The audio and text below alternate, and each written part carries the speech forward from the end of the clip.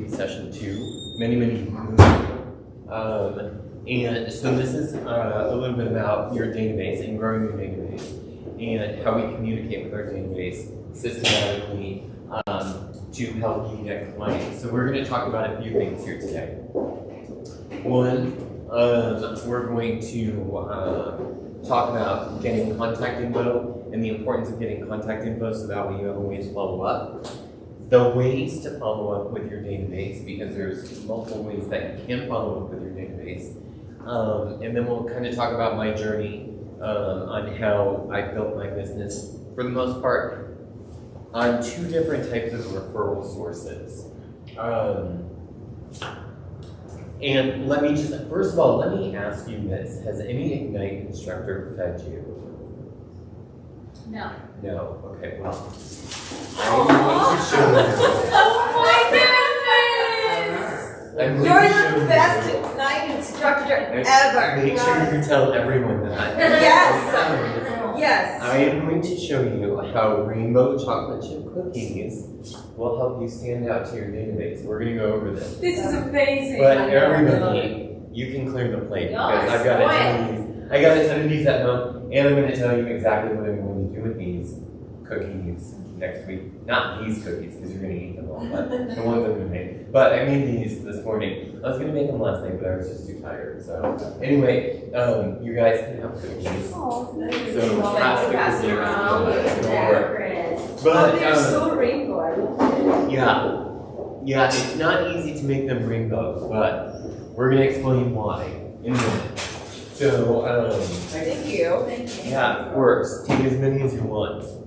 So, I'm going to give you a little bit of background about myself. I have been with the Market Center for 16 years. Nice. I just renewed my license for the 4th time, so I'm good to go until 2026, I think. Anyway, so I started here. I've only ever worked here. I've never worked at any other brokerage. So I've only been with Keller Williams. I left a job in television and radio. So I used to be a journalist for just about 10 years, just shy of 10 years. And then before that I was in college and I worked at Nordstrom and sold lady shoes. So that's kind of my journey. So now I'm here selling houses. So today we are going to learn more about your database and how it affects your real estate business. And you're going to learn about and follow up on what you learned about lead generation. And then I'm going to tie the cookies into the whole thing as we get towards the end. So make sure you eat more sugar because it'll keep you alert. Yeah. These, by the way, these cookies are very moist. I've tried one myself. They are very moist. They are I'm a not. baker. They are not a Toll House recipe, I will tell you that. So anyway, I was like, what's that? They're not. They're not because I think, you know, when you do like the Toll House recipe off the package, they get a little dry. This is not that recipe. Are these coffee cookies? What's that? Are these coffee cookies? Yes, they're very happy cookies. We're going to turn off the recording, then you're going to share the recipe with us, right? Oh, it's easy. I mean, I'll give you the recipe if you want it. I just got it offline, and I'll tell you exactly why I made rainbow cookies later. So we're going to talk about all of these that you gather. They have to go somewhere, so they have to go in a database. Way back when I started in real estate, I didn't really have a CRM per se for my database, so I just kept everything in an Excel spreadsheet, which for better or for worse, that was just all I had at the time. Because I was a little bit broke when I got into the business, and there was really only one type of CRM at the time, and that was Top Producer, and I think it's still around. I don't know, I don't use it anymore, or I've never used it actually, and I've tried a couple CRMs, and so the one I use now is Command, which is the one that's provided to you. You know, people will tell you it's clunky, and it has been clunky. It's gotten a lot better, so I've stuck with it the last couple of years. So if anyone complains about it, just tell them to just relax, take a chill pill. It'll be fine. I mean, it'll work itself out. So that's the one I stick to. But before we begin, have any of you had any successes over the last couple of days you want to share? I have my first client. She's Probably the center is this way. I'm not sure our house is less way than what it is. Okay, We good. got our own house. You got it where? Open house. Oh, okay, good. Good for you. Emmanuel does a lot of those. Yeah, so good for you for doing that. I do a lot of open houses as Yeah, well. I do it every weekend, since I got my license, and that was my first one. Yeah, okay, so when I first got into the business, there was a class similar to this. It wasn't the exact same one, but Ashley, the owner of the office, used to teach it because she used to be the team leader. And I sat open houses. I would do them pretty much every day of the week, all day. Wow. And I would just take all my stuff. I used to have a roller bag, and I would take all my note cards, and I would take my lunch, and I would take my laptop, and I would just meet people throughout the neighborhood that I was holding open at the time. And at that time, the market had crashed, or it was crashing. I didn't know it was crashing. No, I mean, I didn't know it was crashing. I started when the market crashed. Everybody was like hedging. Apparently, my former coworkers were hedging bets on when I'd be back to work, and I was like, nope. So anyway, I held open houses from like 10 to 4. Oh my goodness, awesome. When it was maybe 11 to 4, maybe it was like 11 to 4, when it was, when the sun was setting at 5, and then as the time changed, then I did them later, and then I met a lot of people, but I was holding it, at that time there was a condo conversion project in University Heights, and I was just sitting there all day, and eventually the developer gave me a listing, so she still had like 5 or 6 of them in there. And so I posted up in one of the units that was staged.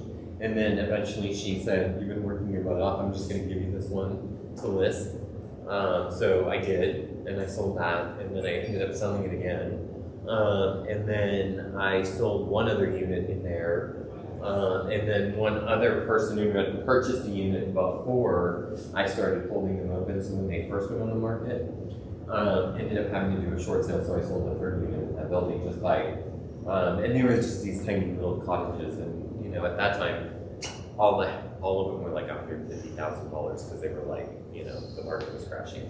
But anyway, so that's how I got 3 deals that year. So open houses work. Who else has had some success? I can't say that I had a success, but it was very positive. I held an open house for the first time. This is my 2nd month. Being licensed with KW, and I was just holding it open for another agent out of La Mesa, and we had a good amount of foot traffic, in my opinion. So I did follow up, and I'm hoping to hear back from them, and hoping to continue having open houses. Yeah, so that's good. I think that pre-pandemic, I did a ton of open houses. Now I do about 2 to 3 a week, and that's a good way to collect and meet people. I'm not a pushy person when it comes to an open house. I greet them at the door. I am Chris, let me tell you 2 things about the house that I want you to make sure that you see, whatever those 2 things are. And then I always look at them and I'm going to be like, Christina, I'm not going to follow you around. I know that probably bugs you. But before you leave, the seller would like some feedback on the property. Could you just stop and check with me and let me know? Then Christine stops back, she checks in with me. Oh, I really like da-da-da-da-da-da. I've always wanted a toilet with a bidet attached to it. I know, that's fabulous, right? And so then, we make small talk, blah, blah, blah. Oh, and that's how I start building my rapport with them. And how long have you been looking for a house? I don't assume, that they're not looking for a house. Oh, I'm just a neighbor. Oh, that's great. How long have you lived in the neighborhood? Oh, great. Do you know anybody that might be interested in being your neighbor or moving into this house? Oh, how long have you been working? Who's your agent that you've been working with? Oh, I'm working with so-and-so. Are you 100% committed to them? Not really, because I feel like I'm doing all the work. Oh, that's great. Maybe you and I should meet. Maybe we should get together and talk about it. So it's okay to, sorry to butt in there, so it's okay to say something like that to them Yeah. to find out how committed they are. Yeah, of course it is. It's 100% okay. And then they're going to sign in if they want. And here's the deal. If you just get one person to sign in 3 hours, you've had a success. So I don't want you to think that you have to get 30 people to sign in. I don't force people to sign in, ever. Because once you start building rapport with them, they're going to take your business card, they're going to chat with you. You're going to be like, oh my God, you should follow me on Instagram. Get them however you can, but trust me, open houses are a good way to do that. Anyone else? Can I ask you a tip on something on that? What's that? Question? So I've heard most agents say they don't have business cards. You do? I have business cards and I didn't bring any with me. And the reason I do is my last name is Spade.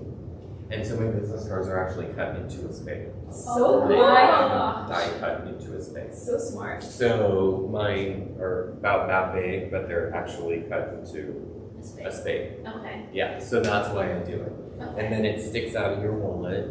And so I always tell people, I'm like, I said it, you're never going to forget me as I'm handing them the business card.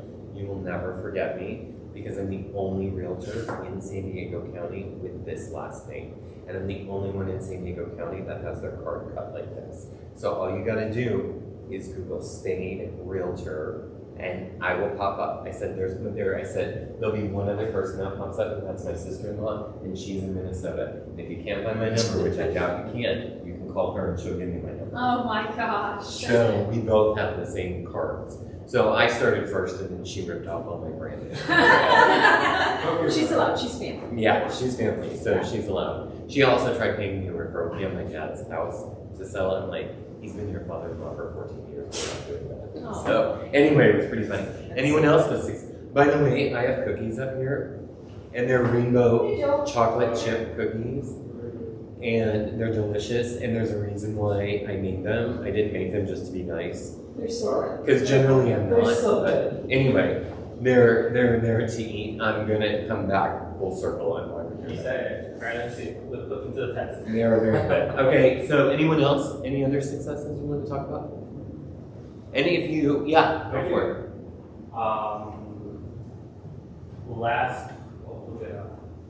Tuesday? Yeah, our last coach, so our coach was here and she was giving us some tips. I did let her know that I was going to keep working on the script and then basically publishing or posting a video. And she was very adamant about doing that. So, I took her word. I developed and just edited the script, posted the video this morning, and got 3 leads. So I have 3 consultations. Wow. What? Next one. So this was from the Ignite class last week? So this was from Tuesday. So I don't know if you remember the. Was it Jacqueline? No. Bridget. Bridget. Oh, Bridget, yeah. She was pushing me to post that video. Posted it earlier this morning. A specific video? She told you what video to post, or? No, I just kind of showed her the script that I was planning to post, and I did it. And I got her. That's awesome. You have to show us a video on Rachel. Yeah.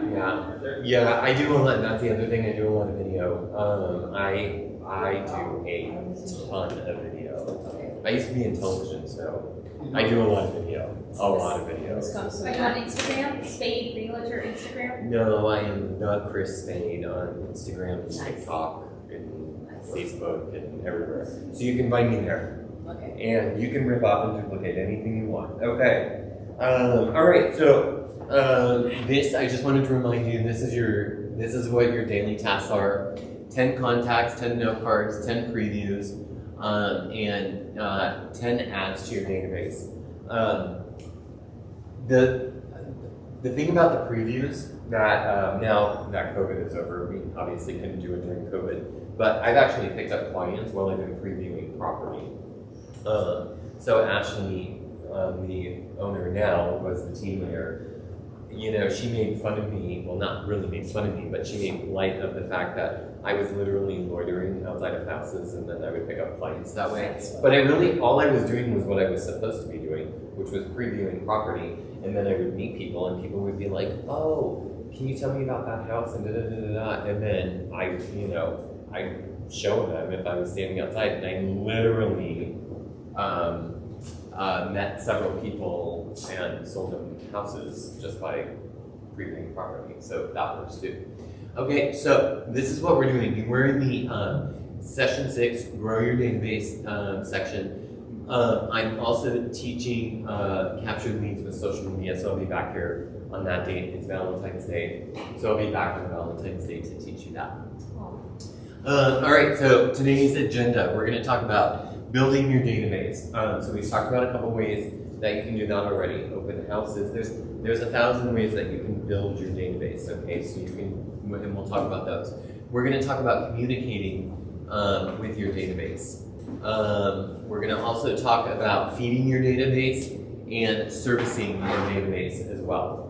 So I'm going to tell you the things that I do, because a big portion of my business comes from past clients and referrals. It also comes from agent-to-agent referrals, and that's very important because not many people talk about that. So I want you guys to understand the power of that, and we're going to talk about that, which will help tie into the cookies.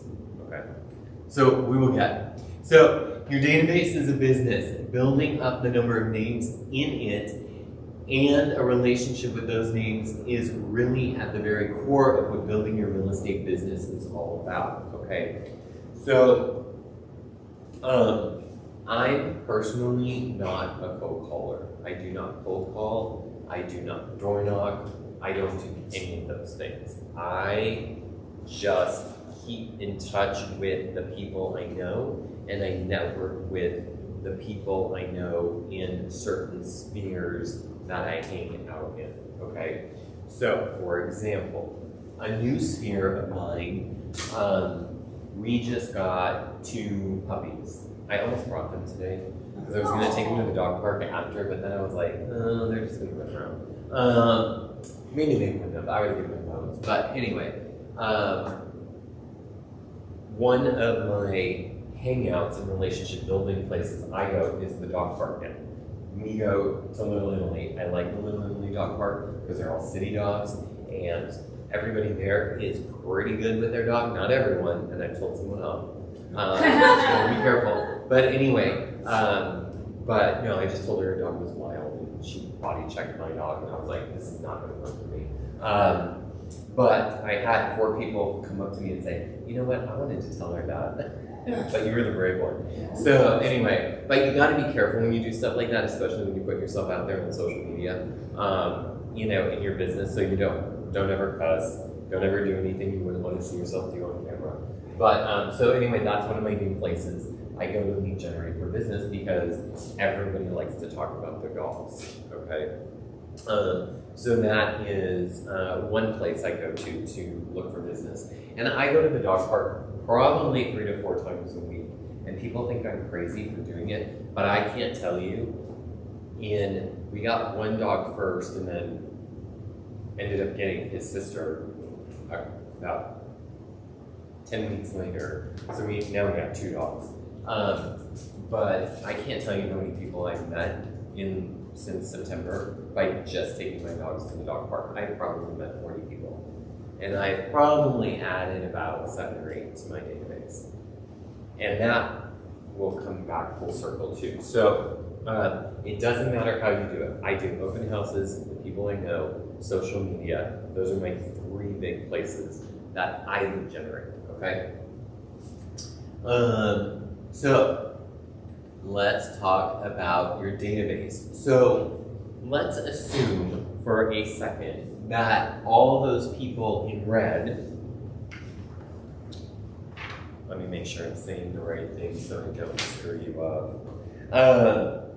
So your database is a container that holds the contact information of your leads and contacts. So we are going to be distinguishing them differently between Mets and haven't Mets. So let's assume the people up there in red are all your Mets. Those are the people that you know, okay?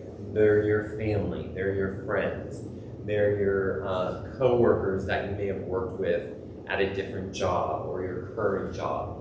They are the people you see in the neighborhood walking their dogs, right? Those are your Mets. You would know, you know, for example, Efren and Ileana are my neighbors, and they have Wesley and Merlin are their dogs. All the dog owners, by the way, get to know each other in the neighborhood.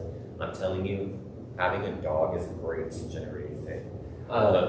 And so, like, the fact that I know them, I know where they live, I've already invited them to come hang out with myself and my boyfriend. You know, I also have, and we're going to talk about things like micro events, which is another thing they do. to stay in contact with my database. But those are the people that you know, okay?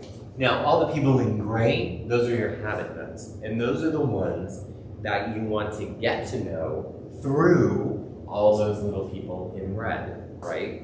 So who is it? Like, I know Christine. All I know about Christine is, from what little her and I have talked, is that she used to be a real estate agent in Bahrain, right?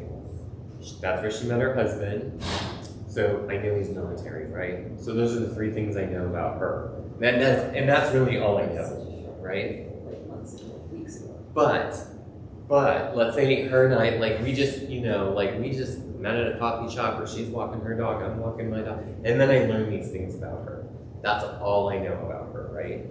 But the fact that I even know that little bit about her, and she's be like, oh yeah, I own a blue house down the street. Oh, cool. You know, you have a little bit and you start building that rapport over time. It's not like I'm just gonna look at Christine and go, oh great, can I have your name, phone number, contact information, I'm a real estate agent, right? You have to build that rapport. But she is somebody who is in my not met database yet. But as time goes on, I'll get to know Christine. I'll probably eventually get to know her husband. And then, you know, maybe we'll all hang out at some point, right? That's the goal, okay? So, but then once I get to know Christine, I learn that she knows Cameron. Yep. Oh, Christine's left for it. So she introduces Cameron to me. Now I don't know Cameron again. I'm not going to just be like, give me your name, phone number, contact, blah, blah, blah, blah. I'm going to get to know her a little bit, okay? And there's ways that you can do that. We're going to talk about some of the ways that I do that. So needs, they're just people who have expressed an interest, okay? Because inevitably everyone's going to ask you about the real estate market. And your first question should always be when somebody says, oh, how is the market? I simply just go, well, why do you ask? Because that's going to tailor my answer to their question. Well, I'm thinking about buying a home. Awesome. Or I'm thinking about selling a home. Awesome. Your answers are going to be two completely different statements, right? But I know that Christine has expressed an interest because now her husband's got to go back to Bahrain and they're got to sell the house and they're going to move back overseas to the military Minnesota, right? So I want to know, okay, she's got to sell her house. She's a seller, right? So my answer is going to be tailored to that. So she's just expressed an interest. She's like, you know, we're, our duty station is being changed in 6 months. This is what I got to start thinking about now because I want to know what to expect. And if she knows the market's hot today, she'll probably want to sell today versus we don't know what the market's going to be like down the road, right? Does that make sense? Okay, so she is someone who has expressed an interest.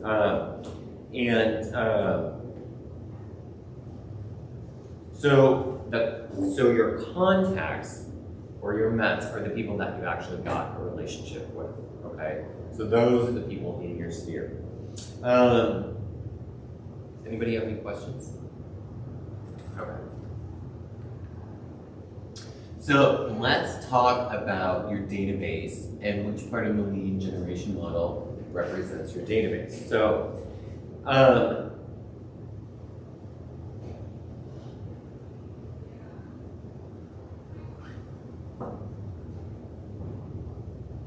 let's talk for a second about lead capture. Okay, so you see that at the top where it says number 1. Can somebody give me an example of what lead capture is? Walking your dog at the dog park. That's one, yeah. What else? Just going to get groceries at the store and you're buying groceries but you're trying to strike up communications with people in aisles and prospect. Yeah, you can do that. I would think, so more on the, like, Open you just, house. open houses is a lead capture tool, right? Like you're opening up your business. I always look at it like I'm opening up my brick and mortar for the day, right?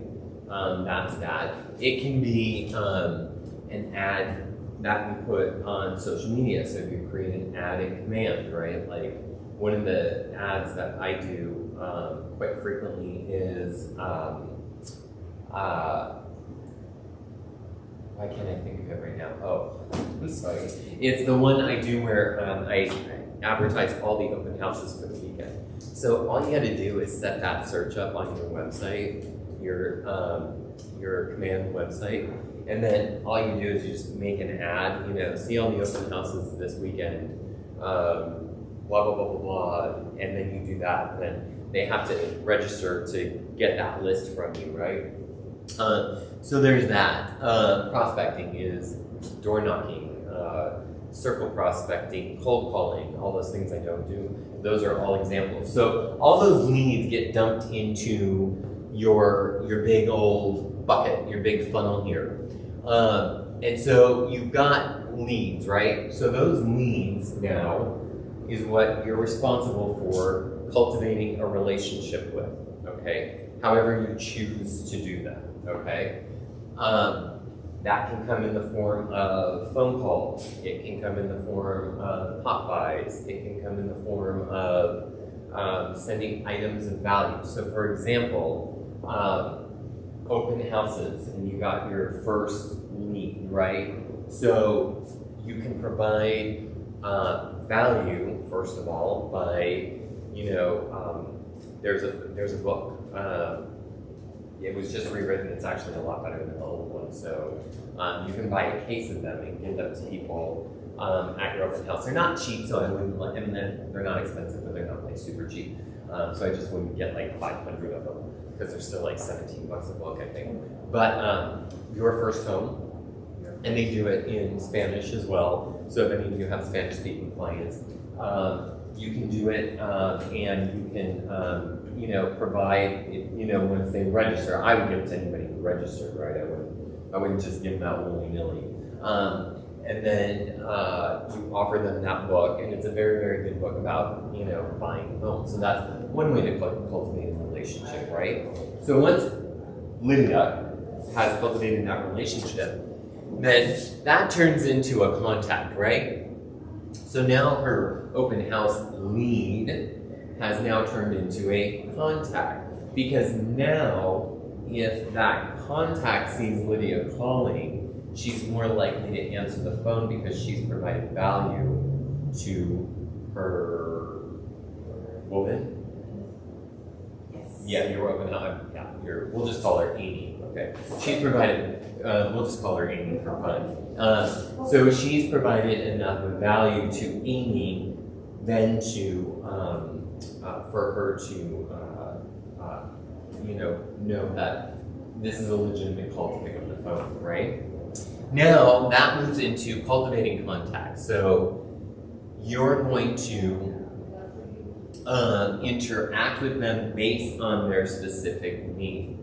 So Lydia needs someone at an open house who is a buyer, right? She's a buyer. Yeah.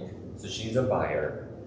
So Lydia's not going to turn around and send her information about selling your home in this market, because that does not provide the value that Amy is looking for, okay?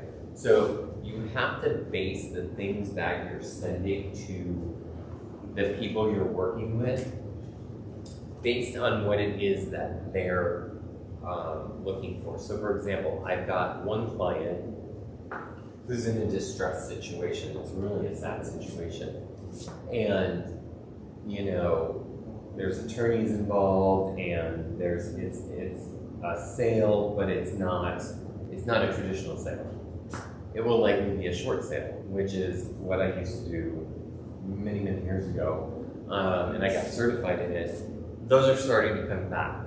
So in a situation like that, if Amy was a seller, Lydia is not going to be sending her the top 5 things to get your home ready to sell. She don't care, Amy doesn't, because Amy's losing her house. She just wants to know, how do I rebuild my credit back the minute my short sale is over? Or how do I avoid my home from going to foreclosure, okay? So these are the things. You have to tailor your message. Your message can't be all-consuming for everyone, okay? And once you've done that, then you are going to get business out of that. Now, you're also going to get new business and repeat business, and you're going to get referrals. Okay, so let's talk about that for a second.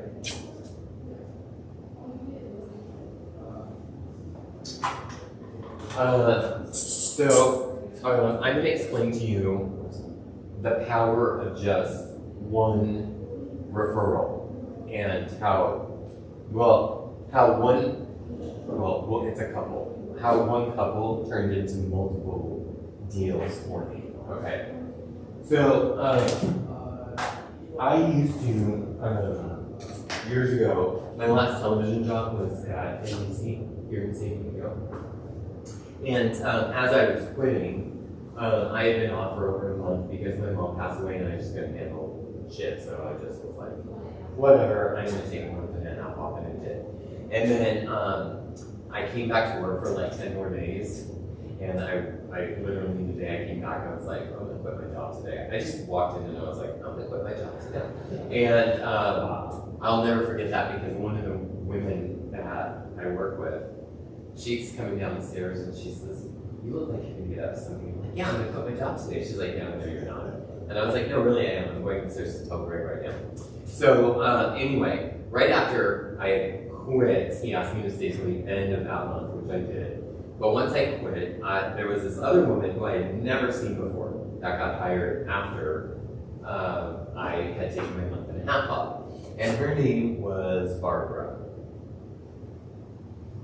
And Barbara had just gotten hired as another journalist. I didn't really know her. But we became chummy the last like 8 days I worked at my job. And so anyway, we became pretty chummy, and so right after I left, she was like, "Oh, I want to stay in touch with you. You're super cool." And I was like, "Okay, cool, yeah, I'd like to go have drinks." So anyway, Barbara brought her at the time girlfriend. They ended up getting married, Kim, with her, and we went out for drinks and we just had a blast. Anyway, I sold them a house. Okay. Now, as through Barbara and Kim, I met my client, Carrie, who is a dog walker. Now, Carrie at the time was working with a different real estate agent who's still working today, works at a different brokerage. She was working with her and just wasn't having any luck working with her, so I ended up selling Carrie a house. Now, Carrie's a dog walker, so Carrie knows everyone, okay? Everyone Carrie knows. So I'm out at dinner one night, so there's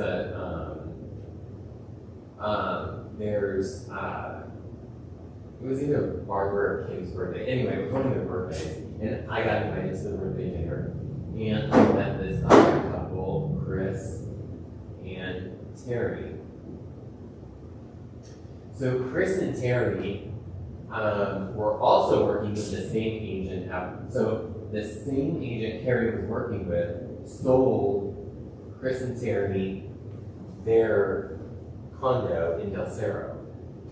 Well, when it came time to short sale this condo, this same agent that Carrie was working with was like, no, keep it. And Margaret was just falling down and blah, blah, blah, blah. That was actually really cool.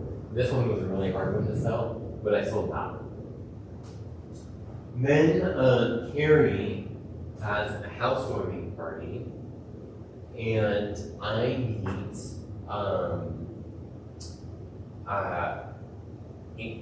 was it Alex first or Adrian? It was Alex first. By the way, these are all women.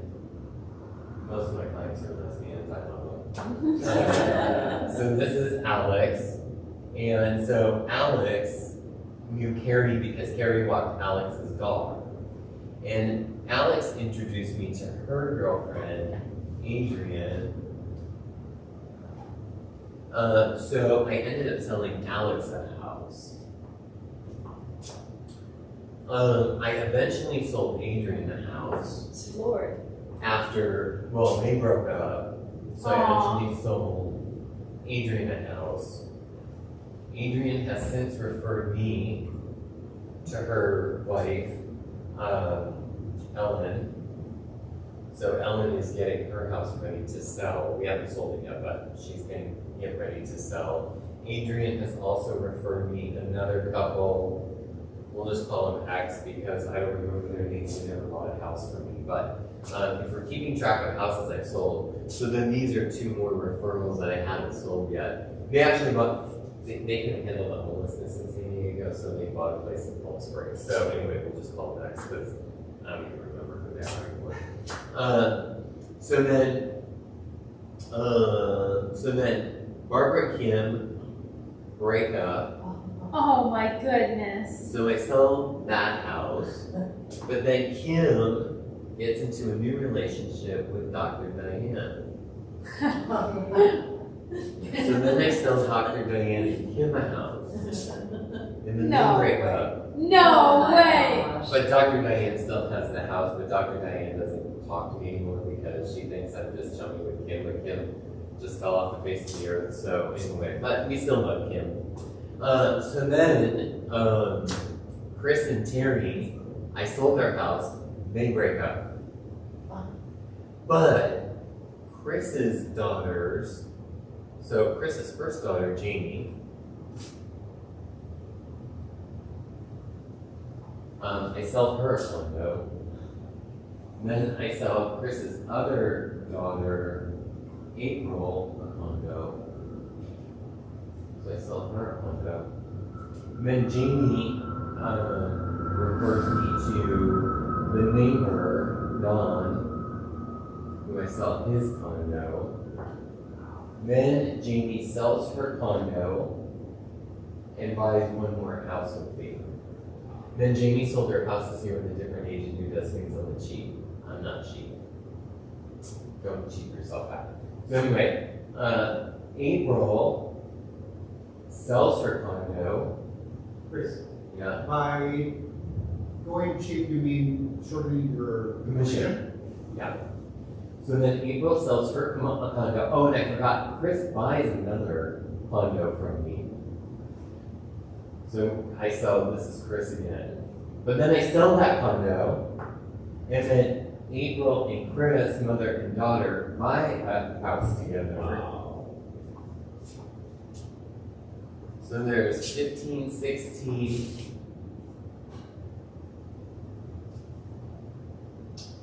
Oh, Carrie refers to Lisa. Probably the worst client I've ever had. Oh, God. I sell her a 3-unit property, and I vow to never work with her again. So I will never sell that house again. I drive by it all the time. But I'll never sell that one again. So I feel like Carrie's referred me another person too that I can think of.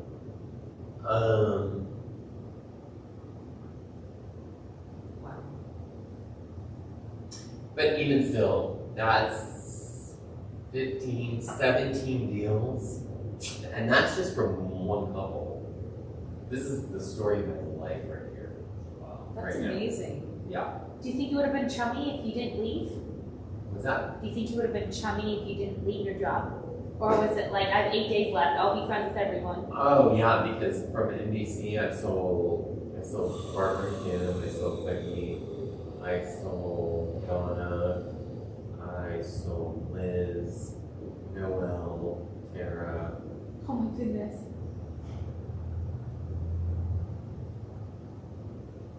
Margaret.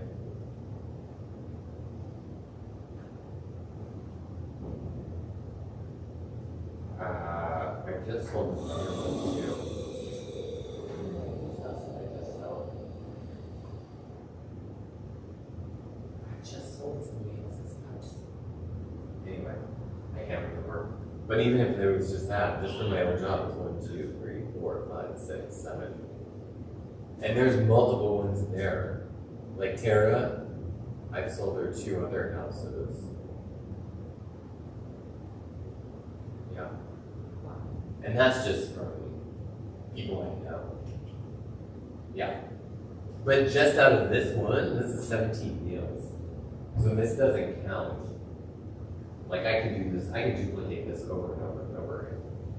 So that's why they like me to teach this class, because this is how you get repeat and referral business. And then we're going to talk about in a second how I stay in contact with all these people.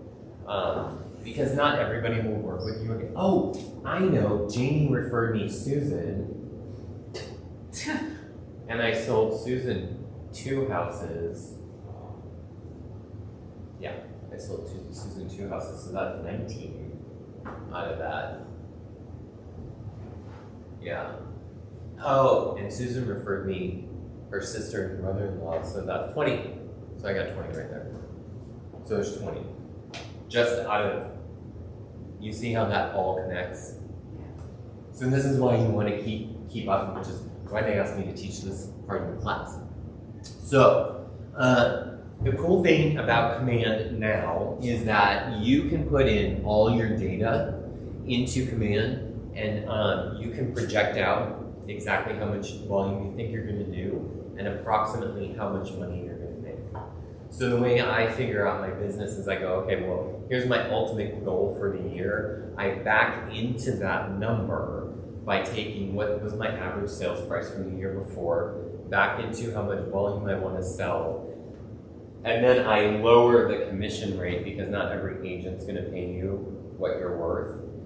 So like when you're representing a buyer, you take the commission on the MLS, so that could be 2%.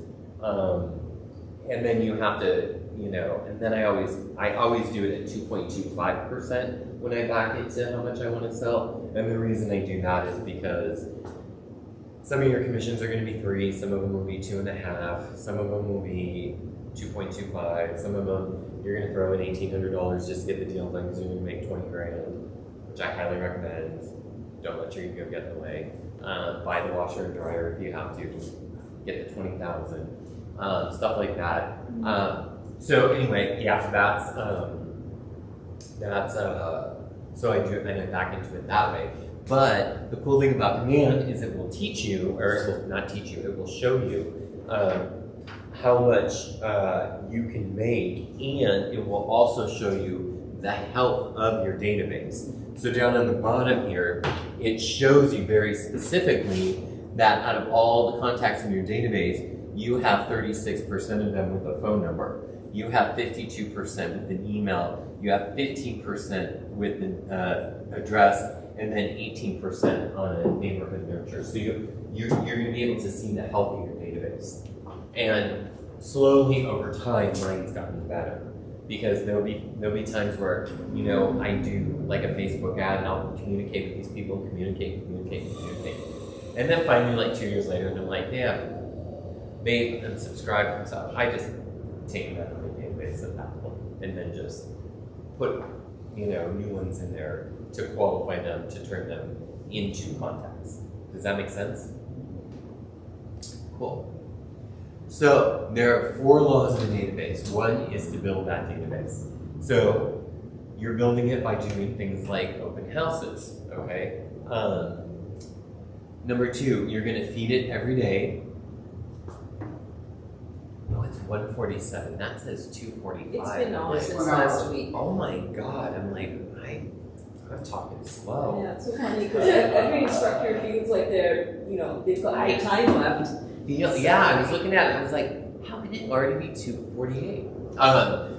So we're going to build our database, which is like what you all are doing open houses or excuse me, whatever you choose to do. Nothing's wrong, by the way.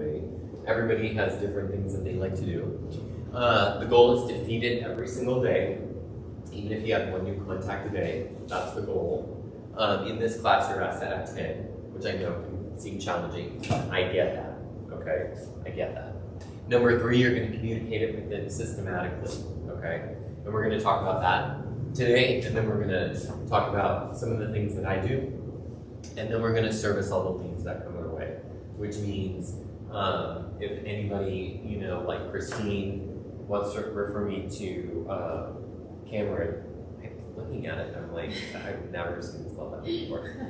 Then I'm going to service the leads that come through my database. And I'll give you an example of that today as well. Okay? Does anyone have any questions so far? Any ahas?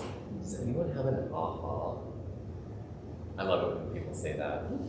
But I do all the time. I have these epiphanies. Like, I will be driving down the road and I'll be like, shit, why didn't I think that? You know, like I have these moments. Yeah.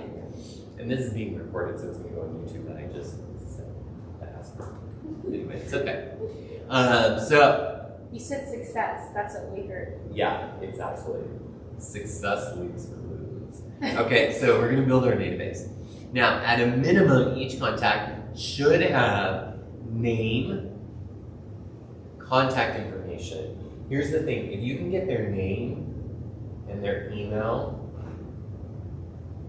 and their phone number, that's gold. You don't really need an address yet. You don't have to have it.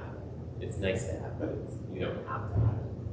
But if you can get even the name and the phone number or the name and the email, you can cross-reference the other part of it. So there's a website I use called benverified.com, and you can cross-reference and find people's contact information that way. So I've done that before. Just like a name and an email?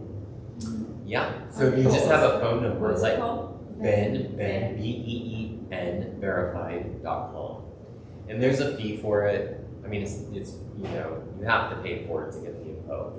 But that's how I've gotten people, and if they've got social media accounts, you know, and they actually use their name, not like Bob, CK, you know, like some people do, then you should be able to find their social media accounts connected to it. And then if you've done any past business with them. So obviously you know, right, like if you've done business with them, you know their home anniversary date. Usually all my clients I friend request on social media, so I keep in touch with them that way as well, and we'll talk about that, okay? So building your database. Have any of you been into Command? Yes. Okay, cool. So then this is what it looks like. It's their name, phone number, email. You can do tags, whatever tags you want to do, they're up to you. I have different tags for different people for different reasons. So, for example, one of my, like, sphere or past client, let's use that one. That's one that I can use, past client.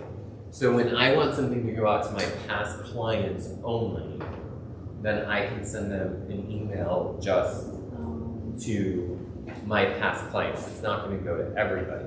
Whereas if I want to send something to just my Facebook leads, I can just send it to Facebook leads, okay? To develop that relationship, okay? So you're just going to enter the contact for each one. Then you can also connect your database to smart plans. Have you guys heard of these things before? Yeah. Okay. Smart plans are cool because it will give you tasks to do every day. That now, if you look at mine right now, which I'm not going to show you, I used to show everybody my command, but then there was someone sitting in this class that saw a name in my database that was like a friend of hers, and they were like, "Oh, I didn't know she was in my house, and I'm going to go call her." I was like, "Oh no, we don't do that." So I don't show anyone in my database anymore. But you can connect people to smart plans. So I'm behind this week, I'll tell you that right now, just because I've been swamped with everything I've been working on is now, because I'm going out of town next week, everybody's like, oh, let's do this all now, which is fine. It always happens. If you ever want to get busy, just schedule a vacation. Seriously, just schedule it. Because that's when everybody's going to call you and want to do something. The minute I was getting on the plane to go to Spain this last summer, I was waiting in Salt Lake City, my phone ran 4 times. I was like, I'm peacing out for 2 weeks, gotta call my girl Maria, like, I'm not gonna be around. But anyway, so trust me, schedule a vacation. But anyway, inside there, you can set things up. So for example, birthdays. Your birthday smart plan has 4 different tasks to do. So like day 1, the first task is like 4 days prior to someone's birthday. So Lydia's in my database, whatever her birthday is, 4 days prior to that, it's gonna remind me to send her a birthday card. I have a stack of birthday cards. I just buy, you go to my office, my office is a mess because I have cards for everything. Like I have birthday cards, I probably have 400 birthday cards. I have my leftover New Year's cards that I bought too many, but I can use them next year. I have Halloween cards. I have, I don't do Christmas cards, but I have Thanksgiving cards. So I don't do Christmas because not everybody celebrates Christmas, but most people will not get offended by a Thanksgiving card or a Happy New Year card. That's just me. And I also do Halloween just for the fun of it. So it will remind me to send Lydia the birthday card. So I send that 4 days before her birthday. So then drop it in the mail.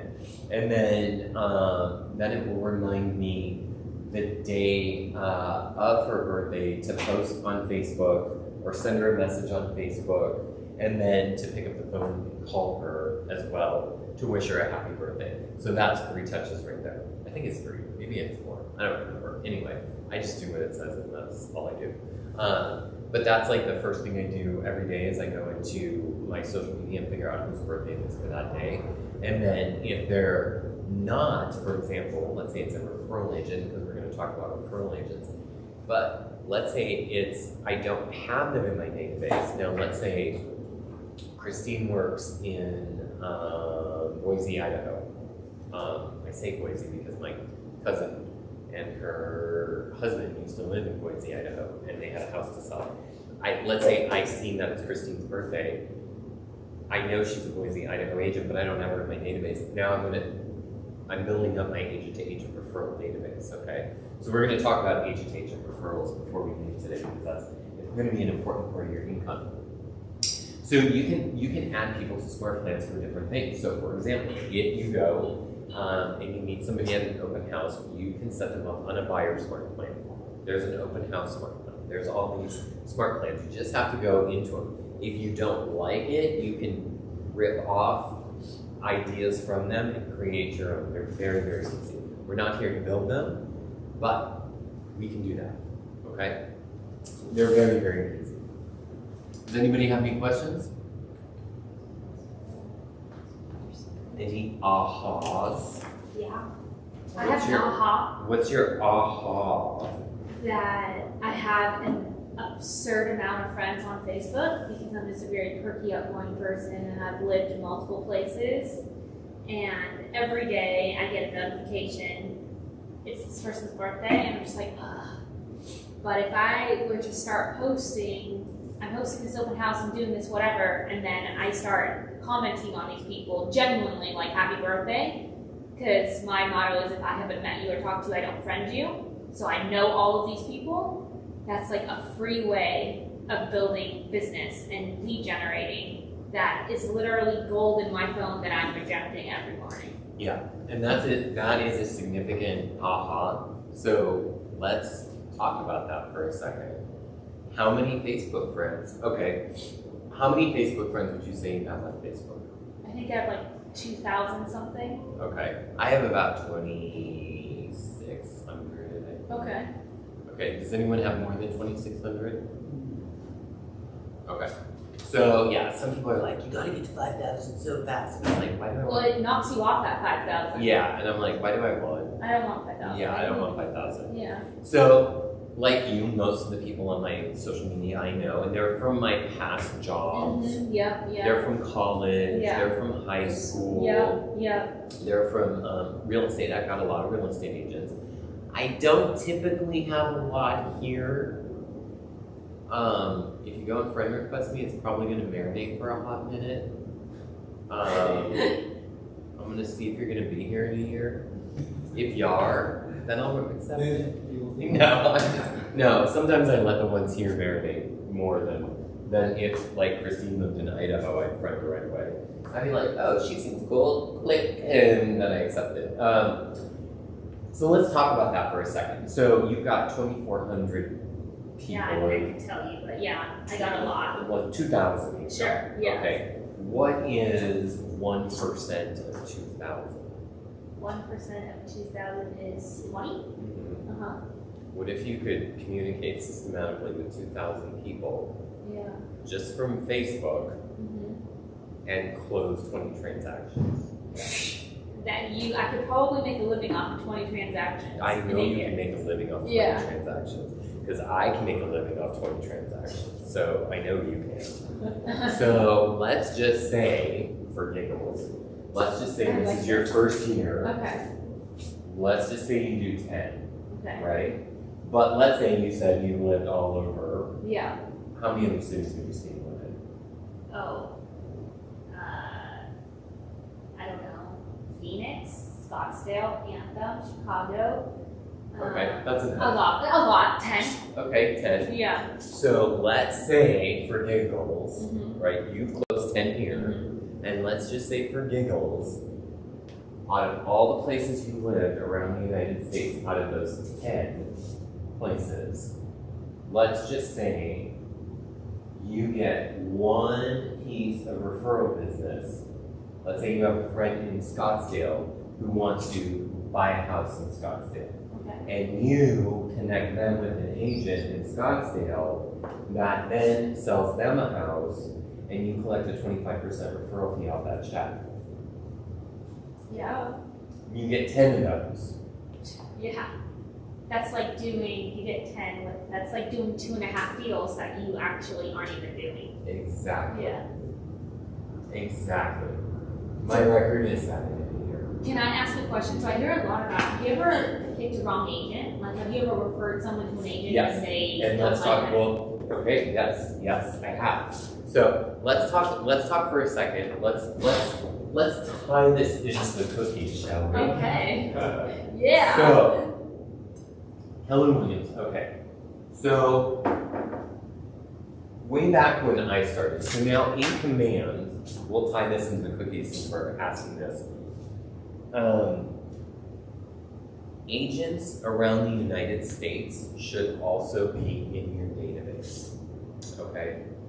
So when Keller Williams, when I got to Keller Williams and Facebook, Facebook was just really kind of in its infancy, where it was being used as a platform. Like, I refused to sign up on Facebook in 2007 because I had MySpace and I was not doing any of this, and so I was just like, no. And then I was in a wedding in New York City, and they were like, no, roll on Facebook, so they made me sign up for Facebook right there. So I did, and that's how I got on Facebook. But anyway, so there still is all these referral groups within Keller Williams and outside of Keller Williams and blah, blah, blah, blah. There's a lot of them. And a lot of them are popularity contests, right? So they're just like, a lot of them are like, oh, this person is the greatest person on the planet. Meanwhile, they don't know them, they never worked with them, they never blah, blah, blah, blah. So I had this aha about Facebook groups and agent-to-agent networking probably about 4 or 5 years ago. Gary Keller has always said, and I didn't really pay attention to it until I started thinking about my agent-to-agent referral database. If you want to grow your business big, make your focus small. Okay? So I decided that I was going to focus on one group and one group only.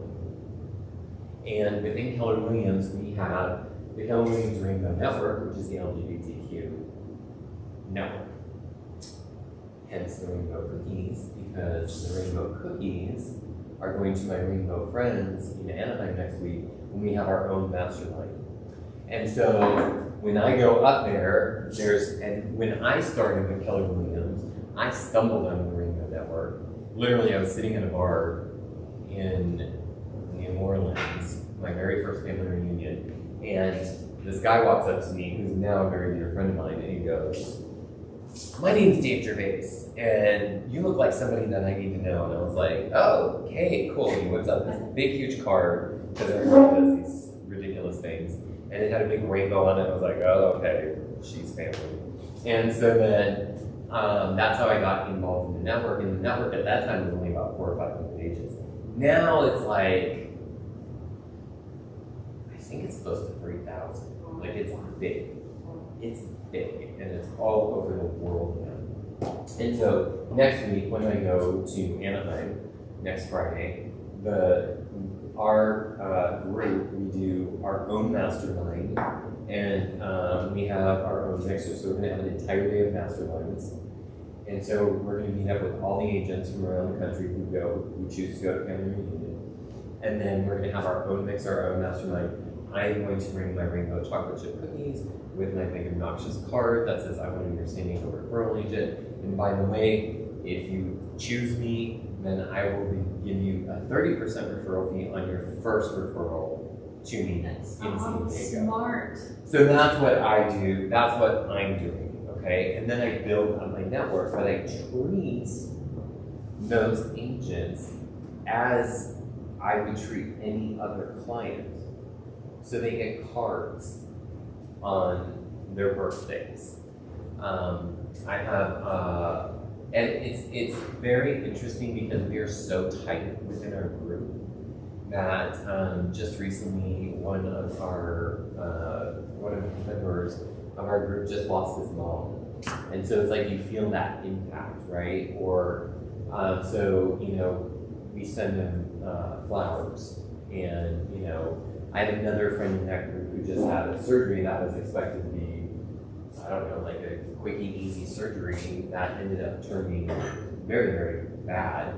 And so now my friend is out for like 6 months. And so, I sent them, some flowers, which is what I would do for any client, by the way, not just them. I would do it for any client. Just recently,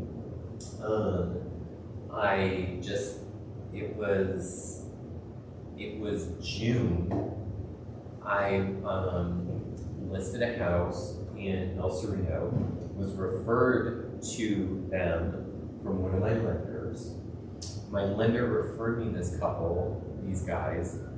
I sold their house, referred them to my friend in Palm Springs, who then sold them a house out in Palm Springs.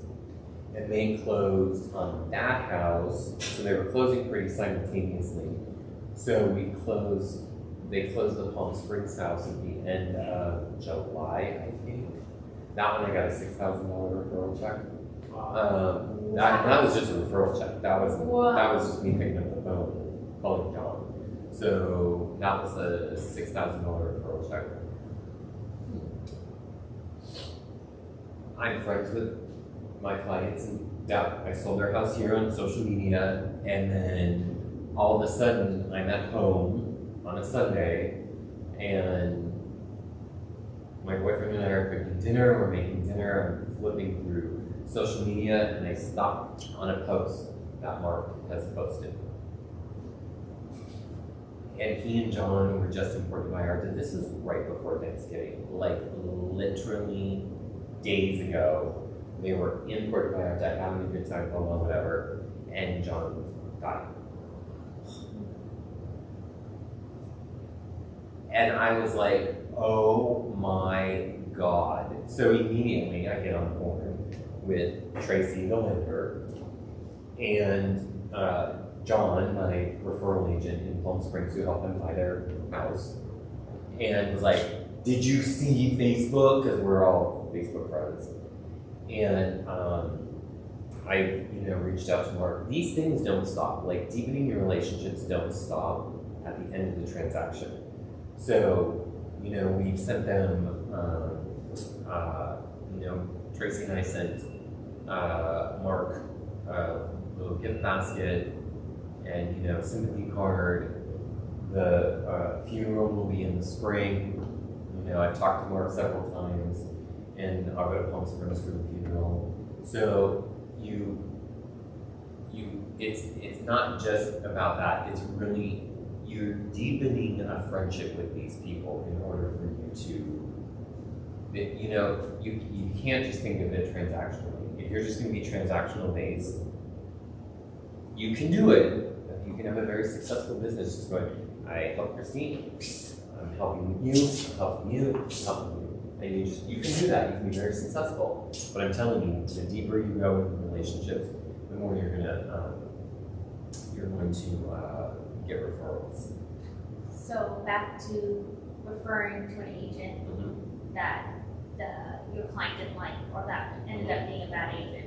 How do you navigate that? Well, I always check in with the person that I refer. So if it's you that is moving to wherever, Albuquerque, let's say, I'm going to check in with you and be like, hey girl, how's it going? How's the search going?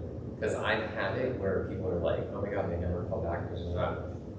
I've got it. You want me to help you find someone else? Yes, please. And I handle business. Then I just pick up the phone, call the other agent, and be like, hey, just wanted to let you know my client isn't really feeling it, so they're going to move on. Period. That's that. Yeah. And then you just call another agent and probably tell that agent, hey, you're the second agent, so please call them, or this is what they're looking for. I've had that happen to me. The other thing I do in all those Facebook groups, here's another thing that you do. FYI. I got this idea from somebody I was on the Zoom call with, and I was like, oh my God, why didn't I think of that? Anyway, she is, this woman's fabulous. She mostly does, she was in the Army Reserves, and she's just this short little Southern woman, and she just got a big old accent. I just love her. Anyway, she says, yeah, some of the things that I do when I don't get chosen for to be the referral agent, she goes, I just keep track of all those agents who got, or I just keep track of all the agents who posted in the group to refer out. And then she goes, I just call them about a month later and go, hey, how's it going with your client? Who want to refer to, blah, blah, blah. I just want to make sure it's working out. And that's how she picks up other referral business, because she's just like, oh yeah, it's not working out. They're having a hell of a time, blah, blah, blah. Well, let me take over. Let me help out.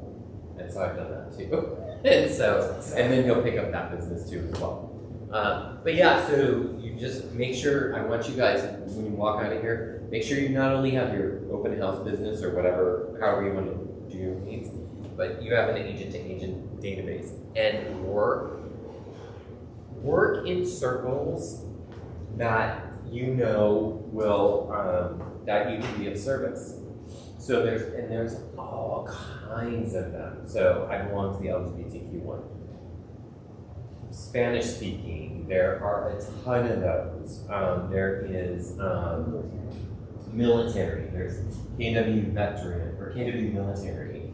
There's Chispa, I forget what Chispa stands for, but it's the Latino group. There is Keller Williams Luxury, Keller Williams Referrals, Keller Williams Farm and Ranch, or Land and Plum, or I don't know, there's no farm land here, so I don't pay attention to that, but there is the Pan-Asian, there's the Jewish group, there is How do you find all these groups?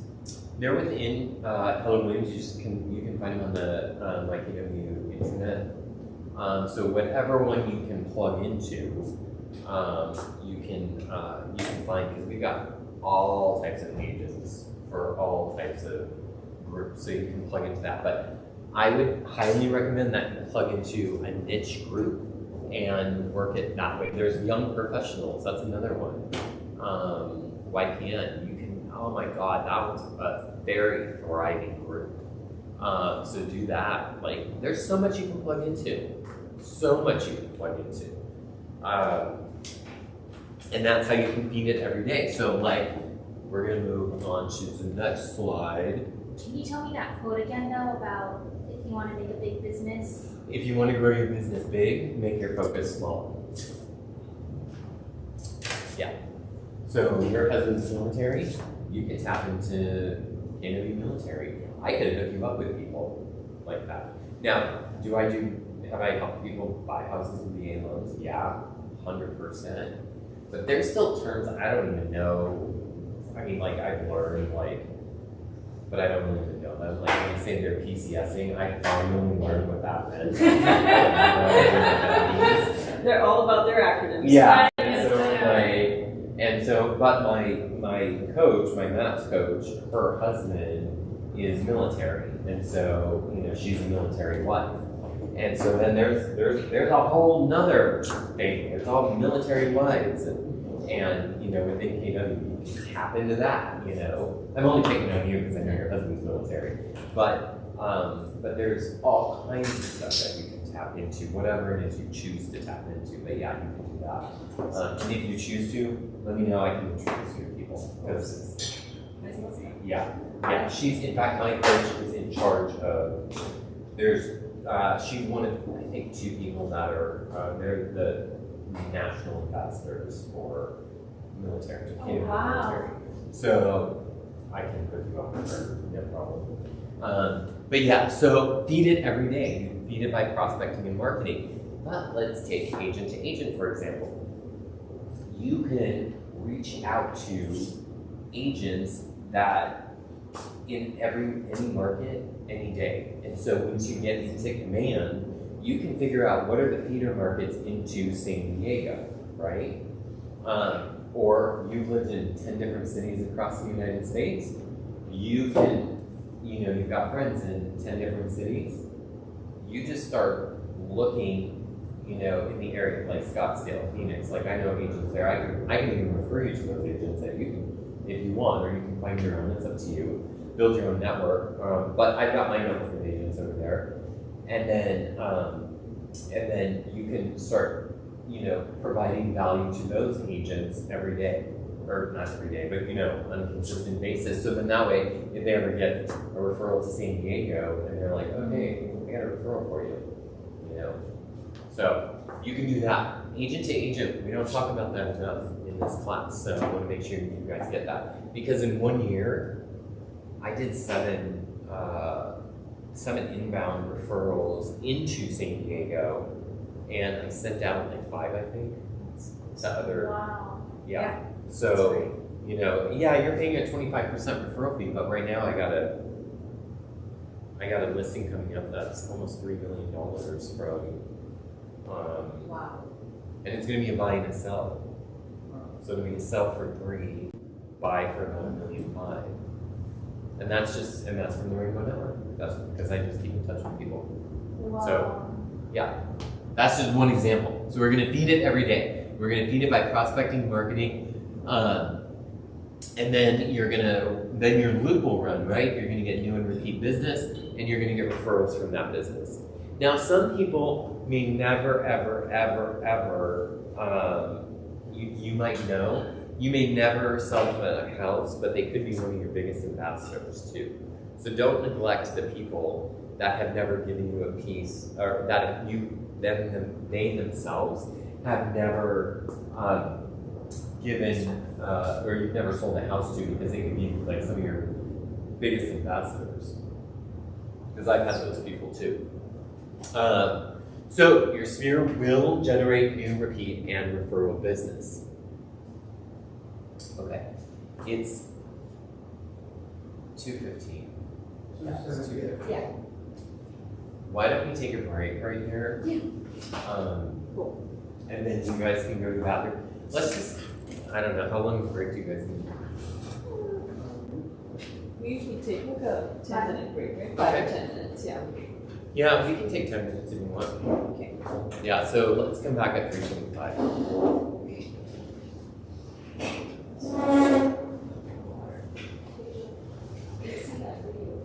Of course. So Chris, Yeah. so me and her both are in the military.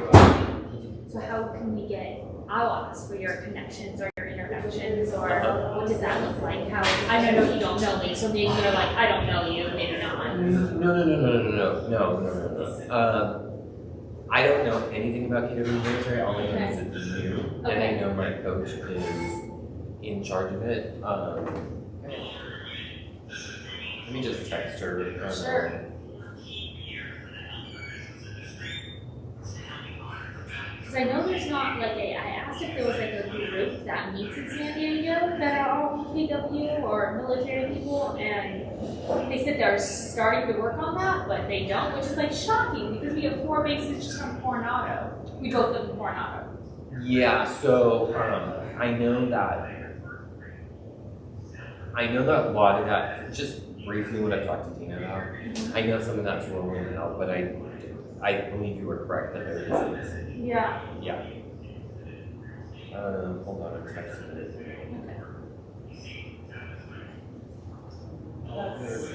Yeah. Well, it was a.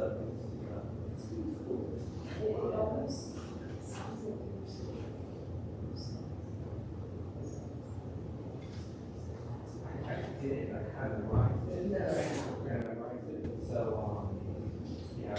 The most important thing is I didn't want to disclose that I'm doing it. So that's why I said I was like, Why did you have some commercial back? I just transitioned from the healthcare industry, business industry, to the real estate industry. And it's kind of like. Tennyson? Yes, it's so cool. Yeah, it's so bad. Where did you film this? Good. My office. Yeah, in my office. So. And what did you put it on, like, Facebook or? Yeah, and then like 87 of my friends reposted the video, and then one from 3 who I never met, and then 2 of my friends all friends that like Well, I don't have my license yet.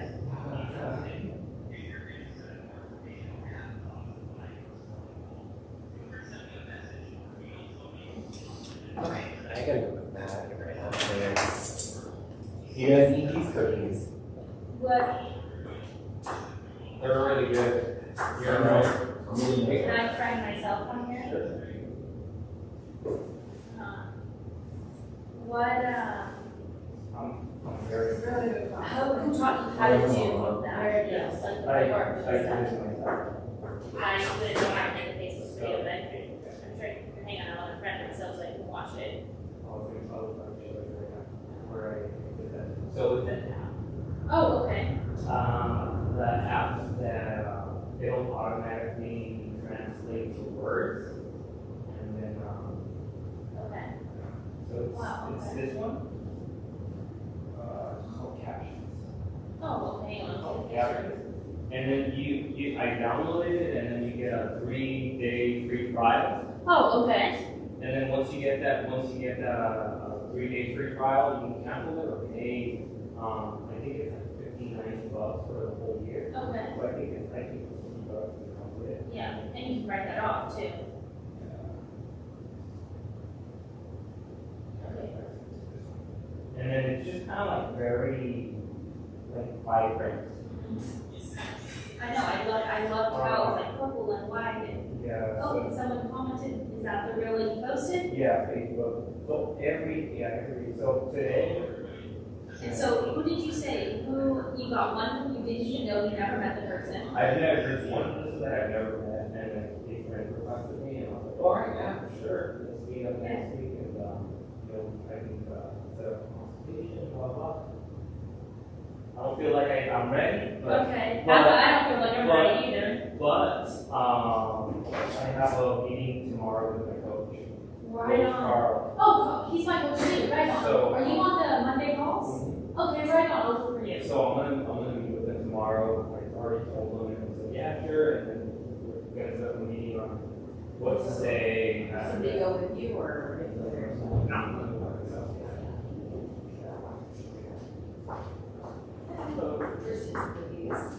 Oh. Wow. Did you call me? Yes, I do. So. Yeah, it's good. They're really good. They're not Toll House. Yeah. Thank you. And you're welcome. Anything for you, neighbor? We're gonna have to split a screen to pick up my kids. Okay. So that's fine in the back. So I'm just gonna quietly exit the room. Thank you for. That's fine. That is absolutely fine.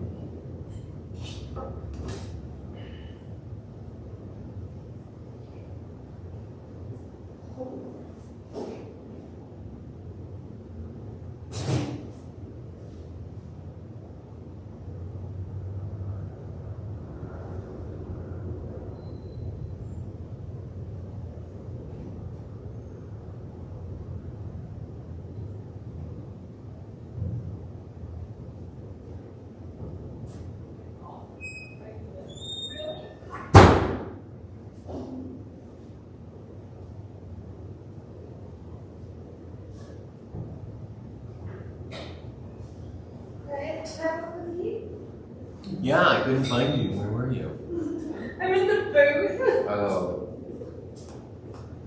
Oh my god. Are you starting social media or did you just end it? No, this is your database. So we're doing social media on Tuesday. Oh my god. Oh my god. They're good, right?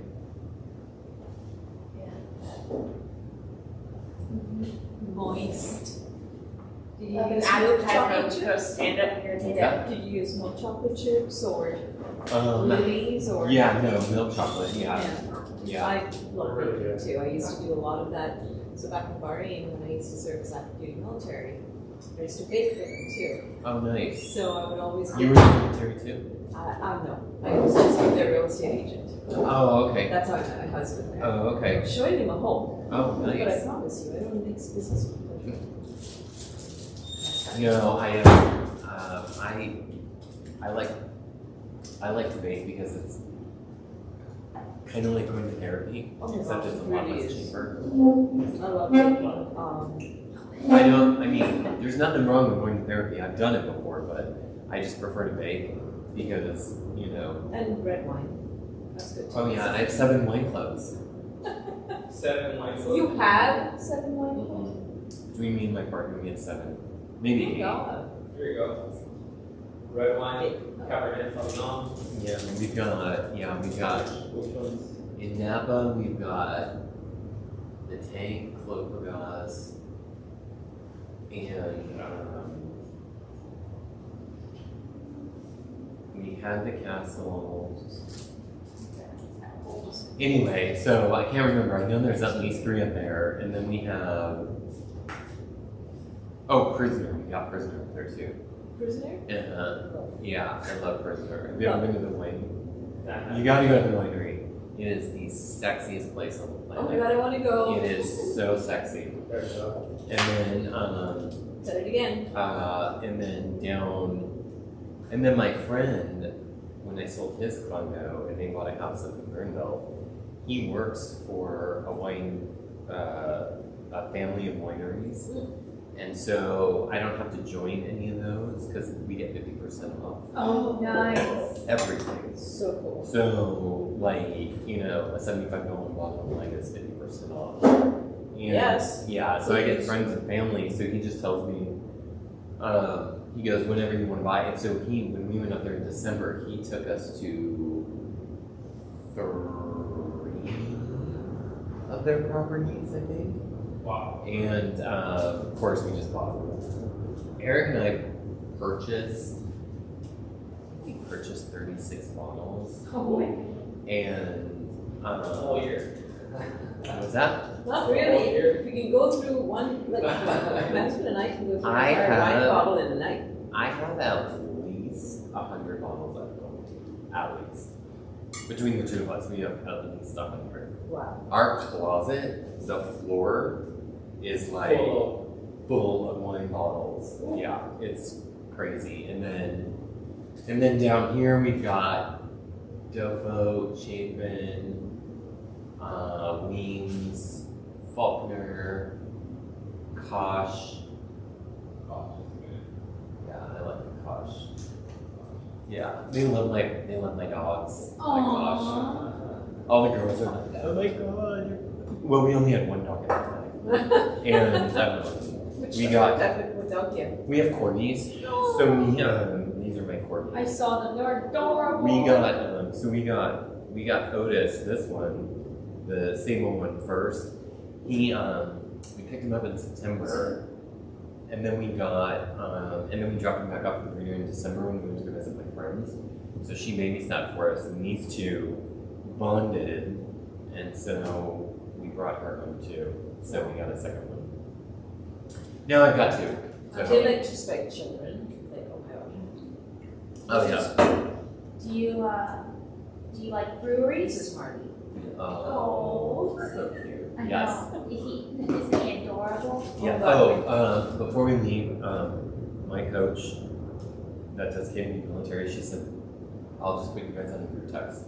Oh, So- perfect.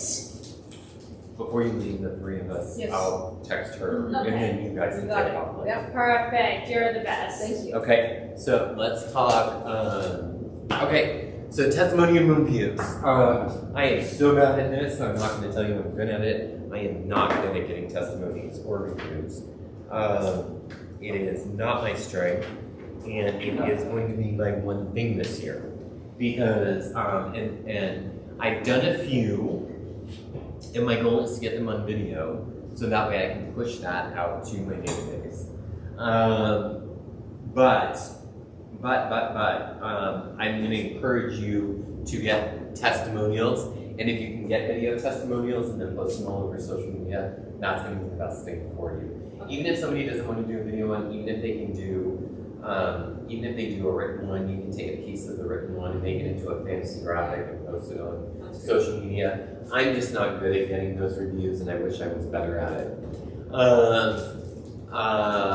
So, you know, you can ask them to write reviews on specific things like responsiveness, attention to detail, professionalism, empathy, clear communication, whatever you can think of, okay? And it doesn't have to be all these things, but it just has to be, you know, some of these things. Okay, does anyone have any ahas surrounding that? Yes? Oh, okay. Okay, communicate with your database. Okay, to succeed at a high level in real estate sales, you must commit to frequent contact with your database with the intent of building close relationships. So, every single week, like clockwork, my assistant and I send out a newsletter to my database. Does it get read all the time? No. Do I care if it gets read all the time? No. I'm just caring that I'm in front of their face every single week. Okay? And so the way my newsletter is structured is I do a lot of video, and so I do a ton of TikTok and Instagram reels. So I'll just pull a reel and then I will make that the video right off the top. So I try to keep them under a minute. That's all I'm going to do. Just keep them under a minute. I do a lot of vertical video. I stopped doing a lot of long form horizontal video, so I just do that. Get in, get out. Then I have some sort of pertinent article to the real estate market, whatever that is. Like, it could be that Goldman Sachs thinks San Diego is one of the 4 real estate markets that's going to completely tank in 2023 and it's going to be worse than 2008. So I give them that. But I've also made a video on that as well. So I do that. And then I will do a thing, another clickable thing that says, find all the houses that have had price reductions in the last 7 days. So that way people can go to my website and search for property that way. And then I put on there, I mean, I want to sell houses more than $800,000, but $800,000 is like the median. So then in my newsletter, it'll say, see all the houses under $800,000 right now. And so then I have to click the link to that. And whatever else I decide. So I'm starting this other thing. The other thing I do is I do a lot of events. Okay, so events are a big thing. And your event doesn't have to be expensive. And I would encourage you guys to do an event. So I'm going to give you an example of one event I've done, one event I'm now planning, and then I'm going to go over quickly an event that you can do that's not going to cost you a lot of money or break the bank. Okay? First things first. Events are great because it allows you to communicate with your database over an 8-week period about one thing that you're never asking them for a link of business. You're inviting them to something. Okay? So with the events, I tie all the events to a charity. So it's not, I don't call them client appreciation parties. The reason I don't do that is because nobody wants to come to a client appreciation party. Because then they think their expectation is that they're going to have to give you a referral at that event. My expectation is I want you to show up 5, 10, 15, 20 bucks to whatever charity that I've decided to name for my event. So, and you can invite your leads and your contacts to whatever events that you want to do. So the last one I did was Within the Keller Williams network, the Keller Williams regular network, there was through one of the masterminds, it was spearheaded. We have a thing called the LGBTQ Housing Initiative. Long story short, it's an initiative where agents like myself that belong to the network can donate a portion of our commission to the LGBTQ Housing Initiative. And then what we do is every month they give away a grant. The goal is to get $10,000 a month to a charity that helps keep young LGBT youth off the street, because there's still a lot of them that are being kicked out of their homes. So that's what we do. And then there's another component with it as well. But what I did was I had an event surrounding the LGBTQ Housing Initiative. We put it out, I put it out on social media, and I invited my entire database. Now, along with that, there's a series of touches that go with it. The first touch is just going to be an email invite, right? So, you guys are all in my database. I'm going to invite you all via an email invite. Next week, it's going to be a text message. Hey, not quite sure, Christine, if you saw my invite, just wanted to put it out there, save the date from this date. I'm having an event to benefit this charity. We'd love for you to come. Don't worry, I'm going to have tons of wine and fabulous cheese. All you have to do is show up and look good. Boom, done. Then the third week, you're going to get an actual card invitation, right? Because you want to be a high-touch agent. You want to remind them for the third week in a row. So you're going to do this 8 weeks before your event. Okay, you're going to have all these different touches 8 weeks before your event, and I can give you ideas of what to do. Then the week before, or days before the event, you want to call to make sure and confirm that all the people that RSVP'd are actually going to show up. I was so nervous with my last event because I invited 150 people and I only had 30 people RSVP. This room was filled with people. I had like 85 people in this room. You had Keller Williams? What's that? I was going to say you can do it here. You can do it here. I ended up doing it here because I couldn't find a space big enough that would take 150 people. And so then I asked Eva, I was like, hey, can I use the room? And yeah. So you have to clean it and everything. So you can't just like throw a wild party. But yeah, so you can have parties in this room for sure. So anyway, I did. There ended up being like 85 people here. I had all this wine, so I had a bunch of wine over here. I had this big cheese board in the back. We had, I think it was 4 giveaways, 4 raffle prizes. We did, and I did one of the raffle prizes was a 2-night stay at South Coast Winery to bottle their wine. And then the other 3, I put together these baskets with my 2 favorite Napa white and red, and then a Temecula white and red, and then I did another basket. I forgot what the other basket was, but anyway.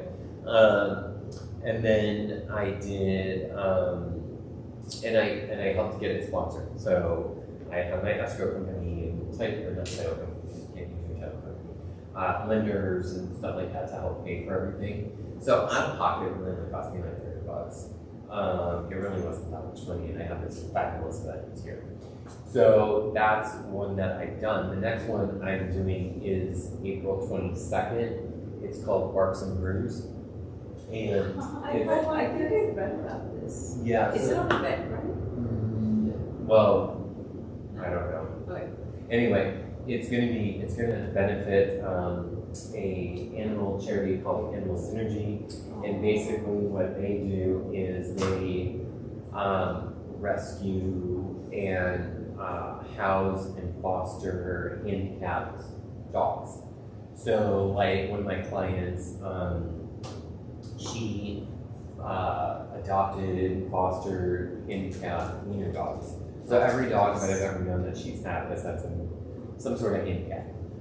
When you look at their website, there's this one dog who's like so happy, and he's he's moving, but his back legs are flipped around, like literally his paws are up.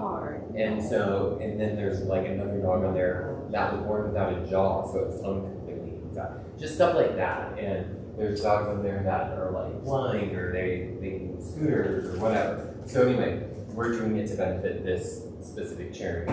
So I'm going to invite all, and so I'm having it at a brewery in Kearney Mesa. I'm going to have my cheese ladies come back and do a nice cheese board, and then we're going to have swag to give away, and then everybody gets 2 beers. They only get 10-ounce ones, not huge ones.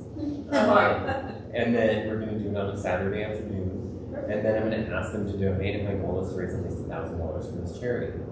And so you can, and then you can bring your database together, and then they all meet each other, and then they, you know, because your clients will get to know each other, right?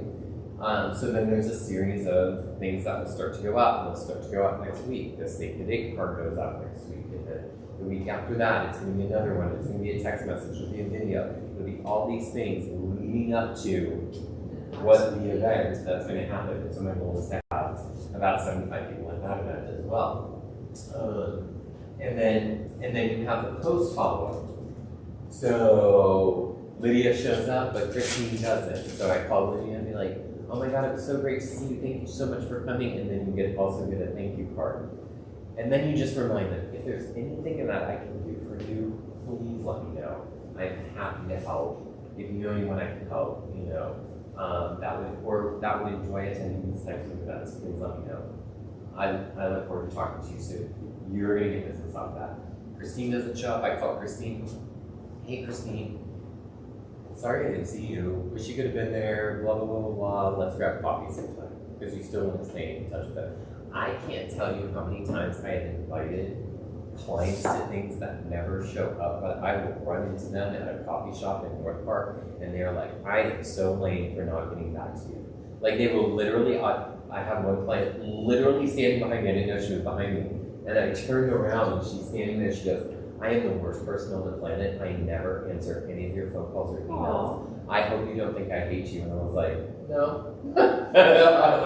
So, I mean, that's going to happen too, right?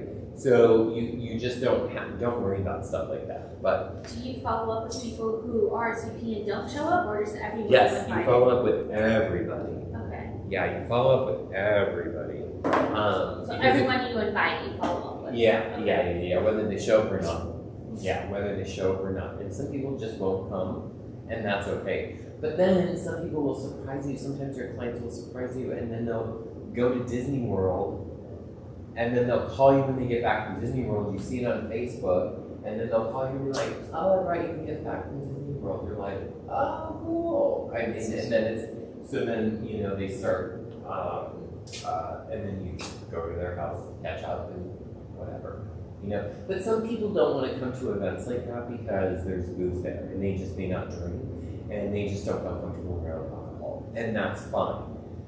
So I never get offended if people don't show up, because I do know, I do have some clients that do not drink because they're either in the program or they just don't, they choose not to, and it makes them uncomfortable. Whatever their choice is.